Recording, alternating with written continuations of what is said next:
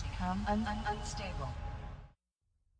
This whole system is deeply flawed, and that's why I talk a lot about free markets and property rights, Austrian economics, and getting rid of the Fed. All these things are now up for grabs. A lot of people, especially the young people, are looking at this. So for this reason, I'm a bit encouraged by, what might come out of this. But I think we're going to go through the ringer. I think it's going to get much, much worse, and it's bad enough already.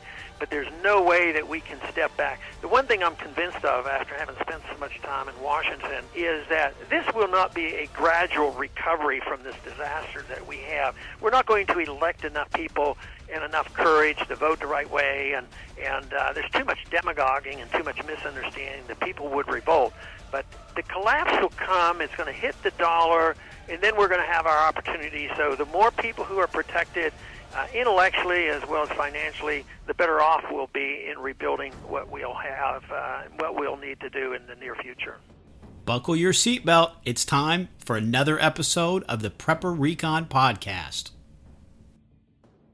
In the days of Noah, Book 3, Perdition. A global empire arises like a phoenix from the ashes of the world that was. The emerging order is unified by a new global currency and a single world religion, which are mandated by an imposed UN treaty. In the interest of unity and peace, a zero-tolerance policy for dissenters is enacted and strictly enforced. Hunted down like common criminals for daring to resist the state, Noah Parker's group will have to rely on faith and wits to endure the powers of darkness which are quickly consuming the earth. Buy your copy of The Days of Noah, Book 3, Perdition, by best-selling author Mark Goodwin in paperback, Kindle, or audio edition from Amazon.com today.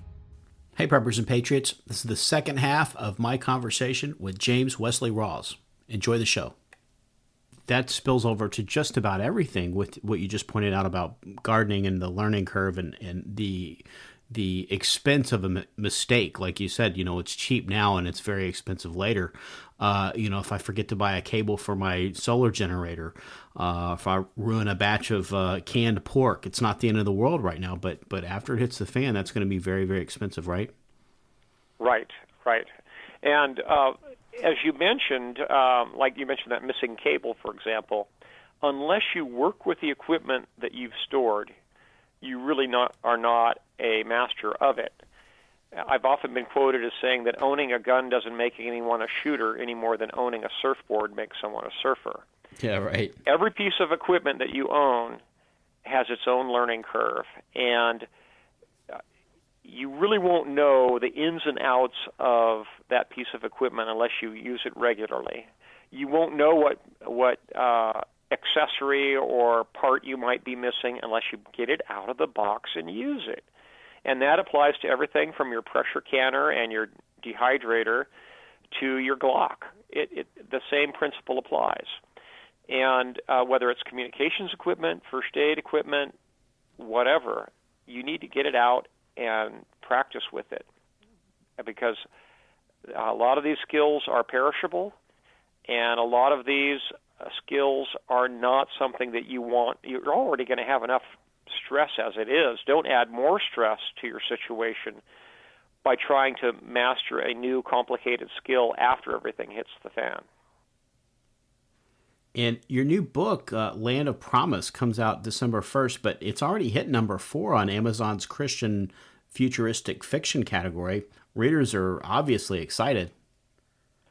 Oh, yeah, thanks. I'm very excited about the book. It's definitely a departure for me. It's not tied into the Patriots' economic collapse storyline at all. It is set 35 years in the future after the advent of a global Islamic caliphate. And I really felt strongly convicted to write this series of novels. The first one is called Land of Promise. Again, it comes out December 1st. It's about the establishment of a Christian libertarian nation of refuge in East Africa called the Elemi Republic. And I really felt the need to encourage the actual physical formation of a country like that. I can't say where it'll be or exactly how the government will be formed or or even if it will be a libertarian country, but there definitely needs to be a nation of refuge somewhere. And if nothing else, there needs to at least be a virtual nation state that can issue passports, because right now a lot of the Christian refugees simply cannot leave their countries because they lack a passport. And I guess you think that America's not much of a refuge for Christians anymore. Does that have to do with Unfortunately, no. Kim Davis? In fact, yeah, if you look at the recent news, it's not very well publicized, but in California there's a group of Syrian Christian refugees who are about ready to be deported back to Syria. It's as if there's an enormous double standard. There's two sets of rules. If you are a Middle Eastern Muslim, your chances of being accepted and granted asylum and have the red carpet rolled out for you are much, much greater than if you're a Christian. They basically have two different sets of rules.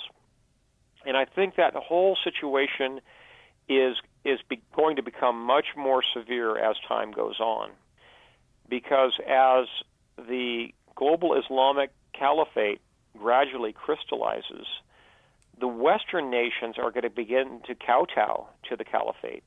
They'll make diplomatic gestures. They will sign treaties with them.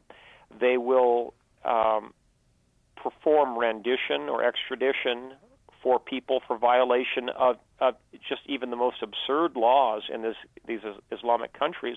They'll be turning over even their own citizens to the caliphate-controlled countries simply because the caliphate is going to control the vast majority of the world's oil.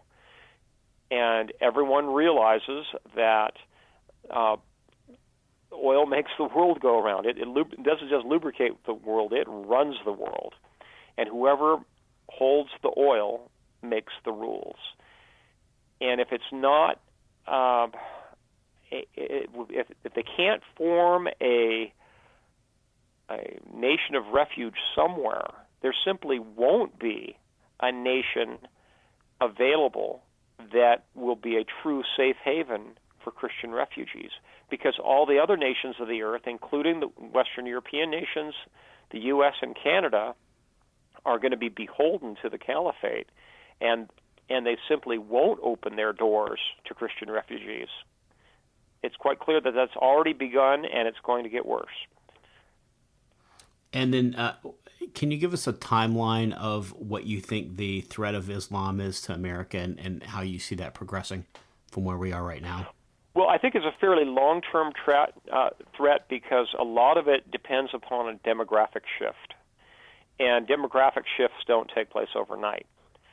Right now, the U.S. is admitting about 1.7 million new citizens, or at least residents, in the country each year, which is a huge number.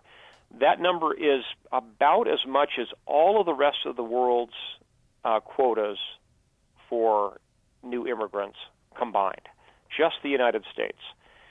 And the U.S., since the Obama administration began, the first Obama administration began 6 years ago, has radically increased their quotas. They claim there are no quotas, but let's face it, there are. Their quotas for Islamic refugees.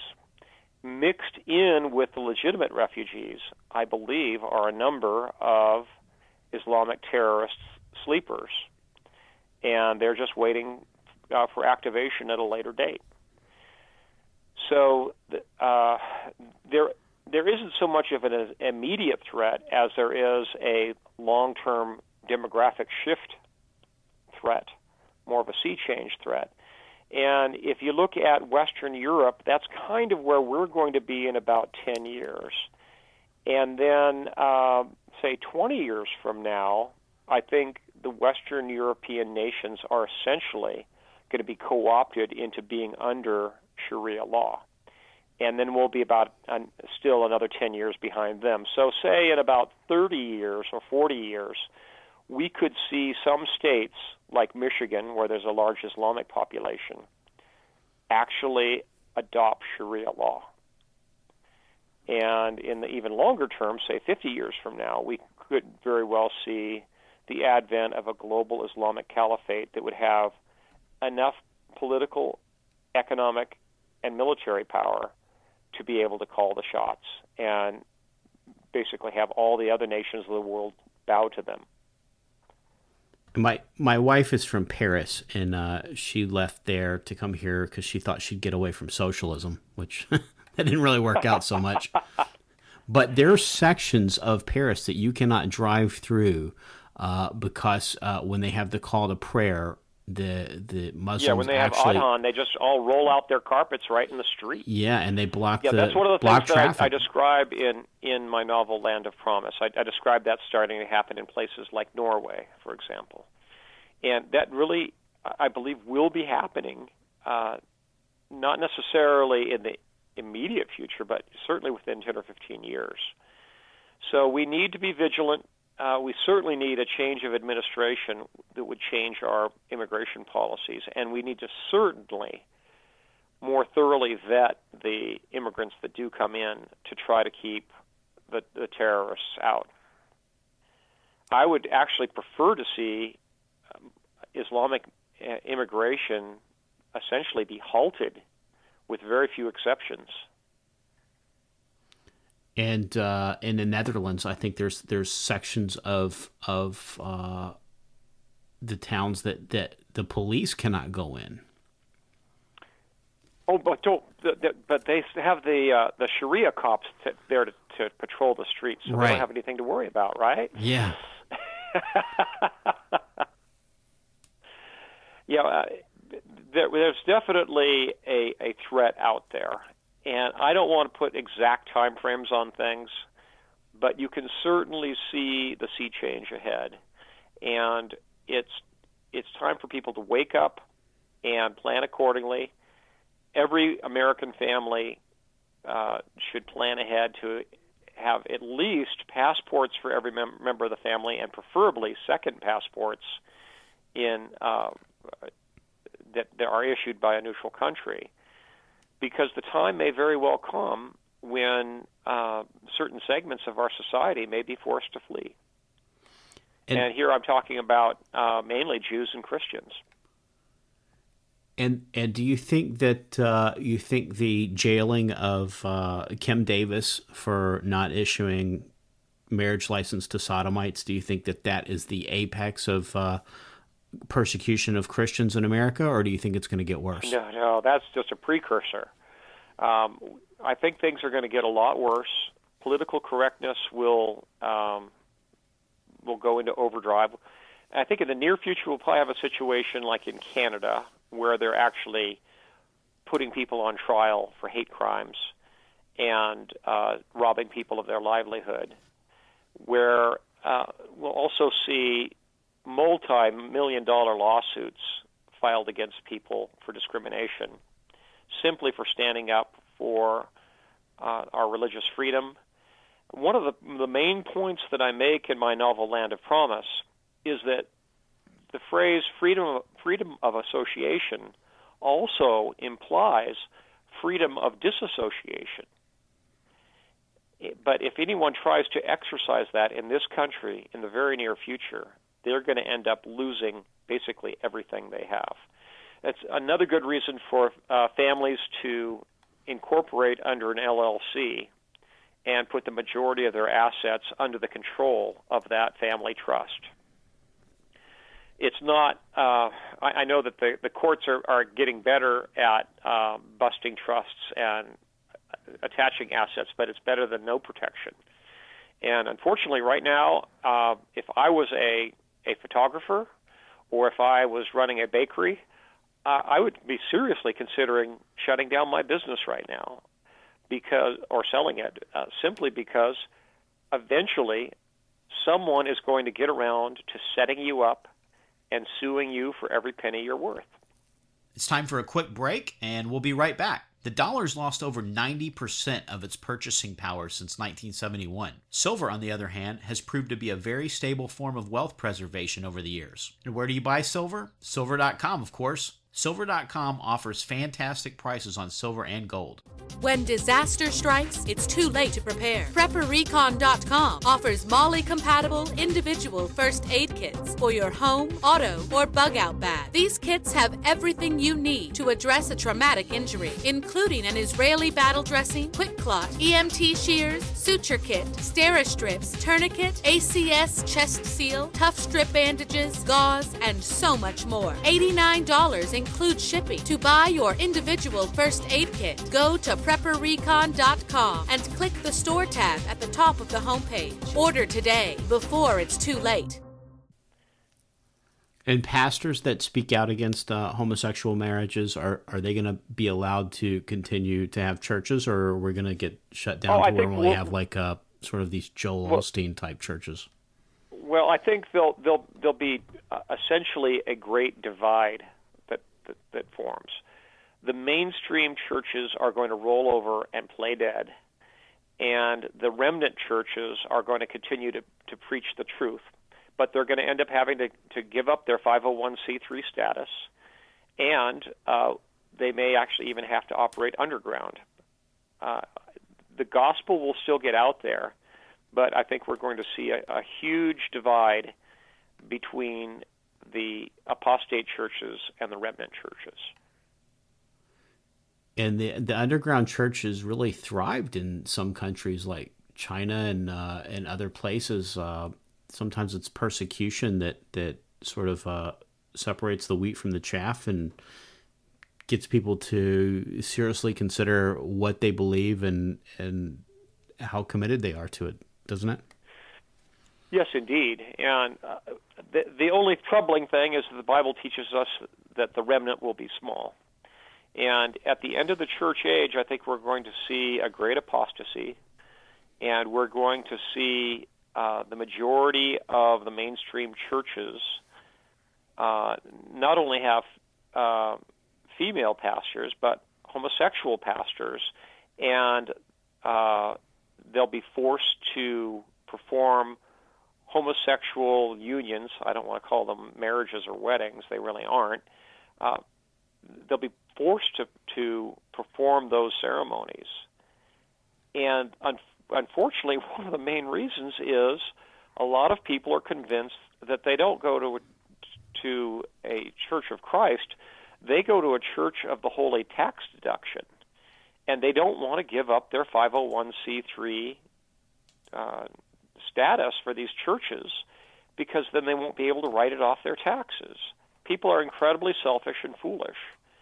And unfortunately, the majority of American Christians are going to stay in these mainstream, watered-down, sloppy agape type churches that go along with the entire statist agenda, the socialist agenda, and the sodomite agenda. And the guy that was working at the recruitment office that was attacked, and he returned fire. He's being charged now for having an illegal weapon on a military installation. There was the Marine that was court-martialed because she wouldn't take her Bible verse of no weapon formed against me shall prosper. She wouldn't take that off her desk.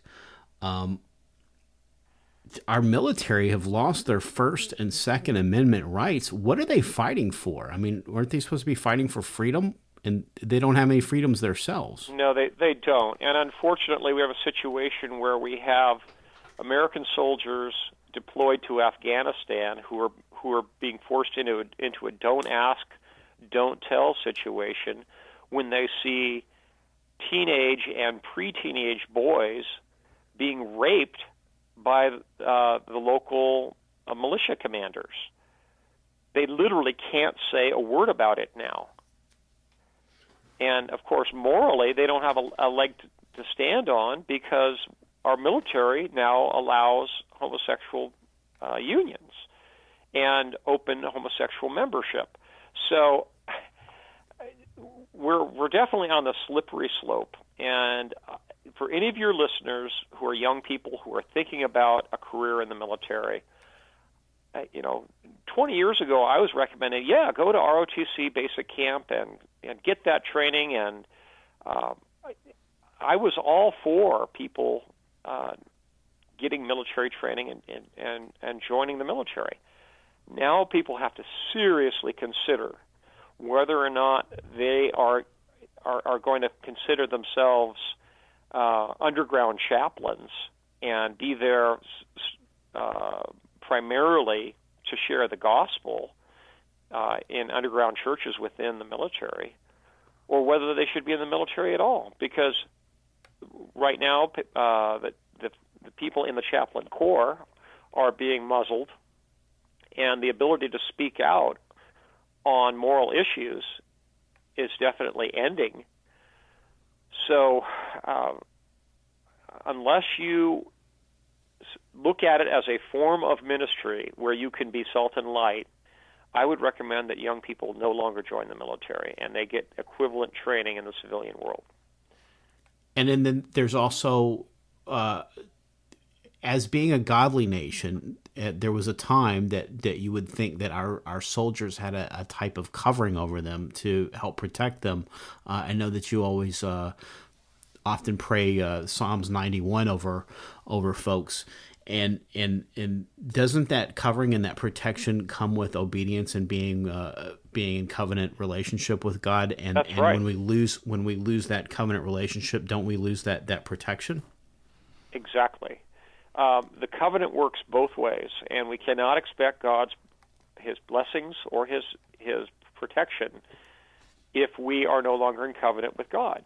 And if, as an organization, our own military has turned its back on God, we cannot expect God's covenantal blessings. There's an interesting anecdotal story that dates back to World War I. You mentioned Psalm 91. There was a division in the U.S. Army called the 91st Division. And they had a tradition, ever since the division was mustered in, of reciting the 91st Psalm in formation every morning on parade. And coincidentally, the 91st Division had the lowest casualty rate of any line division fielded by the United States in France during World War I. Wow. But they were right on the front lines. So, yes, there's definitely a correlation. And again, I think people need to seriously think twice if they're already in the military, whether or not they want to re-up. And for young people who are considering joining the military, whether they should even raise their right hand and swear that oath. Oh, I'm sorry, it's oath or affirmation now. I forgot. Wow. And to go back to what we were talking about earlier about Islam, there were some very simple measures that could have been put in place to control the spread of Islam in America. Of course, they weren't enacted. Do you think that's a matter of neglect, or do you think that's something that door was intentionally left open?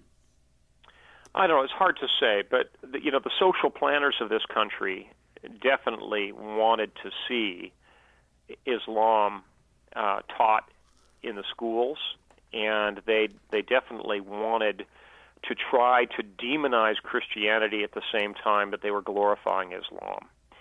It's abundantly clear that that's gone on for at least 20 years, and now we're kind of reaping the harvest of that in this country. It's a very sad situation.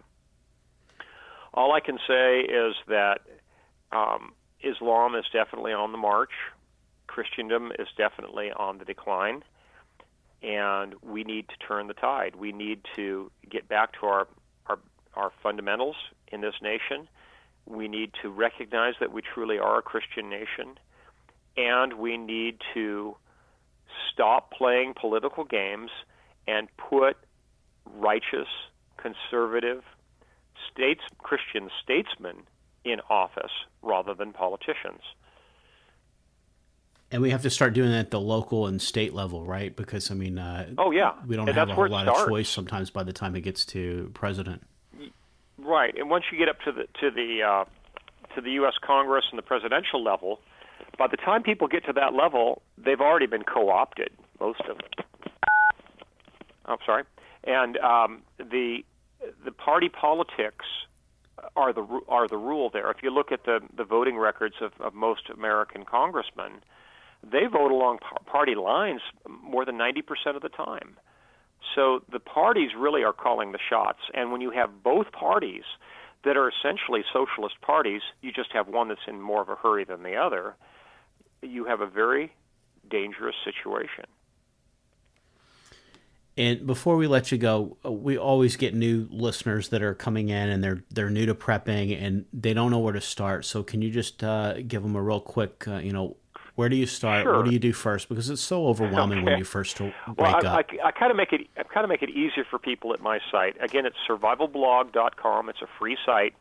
In the left-hand bar, you'll see a link that's marked "Getting Started," and you'll see, and that has a brief description of how people should get started in prepping. And you'll see another link that's titled "List of Lists," and if you click on that, that will bring up an Excel spreadsheet with my list of items that I recommend that people obtain and how they should prioritize their purchasing for family preparedness. Again, that's List of Lists, and the other link is Getting Started. And of course, we're all anxiously awaiting Land of Promise, the Counter Caliphate Chronicles. Where's going to be the best place to find that on December 1st? Well, it's primarily going to be made available as a Amazon Kindle ebook. And I would recommend that anyone who has a Kindle reader or who has Kindle installed on their laptop buy it that way. The cover price will be just $2.99, so it's very affordable. There will also be a print-on-demand, or what they call a pod edition. We haven't even identified the price on that yet, but that'll also be coming out December 1st, and there'll also be an audio book, and that should be available December 1st or slightly later. But Amazon will be the main source, and it is already orderable, although I would like to request that people wait and order right on December 1st. The pre-order price will be held through that day. I'd like to see as many orders come in as possible right on December 1st to try to give it a big boost in sales, to try to put it into Amazon's top 10, at least on Kindle, if not overall, and to put the book well into the New York Times bestseller list. The more publicity we get, the more people will read the book, and this book is really a message piece. People really need to wake up and see what's going on in the world, and I hope that this book will actually spur the formation of a physical country. We really need one to be formed to act as a nation of refuge. Jim. And please pray for America and for our nation's elected representatives, because we are living in an age of deception and betrayal, folks. We really need to pray hard. Jim, thanks so much for taking time to talk to us today. Thank you so much for having me on, Mark. All long-term storage food is not created equal. Folks who have been prepping for a while will tell you there's a long-term storage food that you can eat if you have to, and long-term storage food that you love to eat. The apocalypse will be tough enough. Buy high-quality foods that you'll love to eat from Valley Food Storage at valleyfoodstorage.com. Whether your plan is to bug out or bug in, CampingSurvival.com has all of your preparedness needs, including fish antibiotics, long-term storage food, water filters, bug-out bags, and first aid kits. Use coupon code PrepperRecon for 5% off your entire order at Camping Survival.